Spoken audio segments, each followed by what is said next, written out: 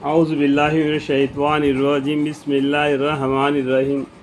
یہاں سے 20واں پارہ شروع ہو جاتا ہے، تو 19 کا پارے میں آخری میں توحید کا بیان ہے۔ اللہ بہتر ہے، ایک اللہ ہے، وہی بہتر ہے۔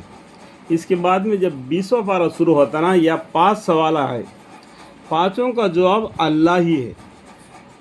دیکھ اللہ کیا فرماتے ہیں، یا وہ ذات بہتر ہے جس نے آسمان زمین کو بنایا اور اس نے آسمان سے تمہارے لیے پانی برسایا، پھر اس پانی کے ذریعہ سے ہم نے مطلب کیا، اللہ تعالیٰ نے رونق دار باغ اگائے زمین میں، ہرے بھرے۔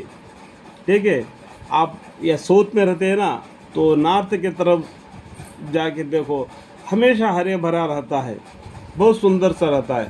کشمیر دیکھو، سری نگر دیکھو، ٹھیک ہے۔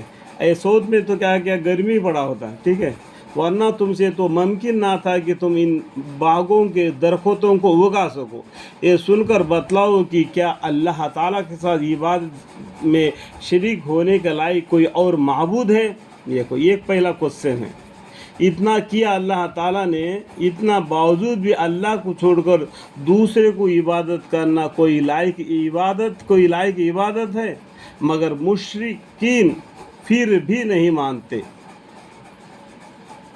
تو اس کے بعد میں کیا بولتے ہیں، یا یہ ایسے لوگ ہیں کہ دوسروں کو خدا کے برابر ٹھہراتے ہیں، اللہ کے برابر دوسرے کو ٹھہرا کر اس کی عبادت کرتے، جس کی کوئی صورت شکل بنا کے، کوئی صورت شکل کسی کتاب سے ثابت نہیں اللہ کا یہ صورت ہے کر کے۔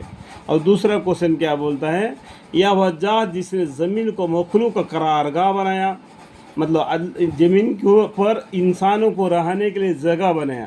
زمین کہاں پر ہے؟ پانی پر ہے۔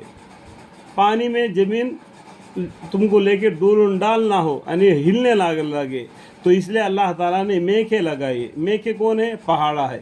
آج ہم پہاڑوں کو توڑ رہے، یعنی میکے اکھاڑ رہے، تو زمین کیا ہو جائے گا؟ معلوم ہے نا، ٹھیک ہے۔ یہ وہ ذات جس نے زمین کو مخلوق کے قرارگاہ بنایا اور اس کے درمیان نہریں بنائے اور اس زمین کے ٹھہرنے کے لیے پہاڑ بنائے۔ دیکھو، زمین کو پانی کو ٹھہرنے کے لیے پہاڑ بنائے، اور دو دریاؤں کے درمیان ایک حد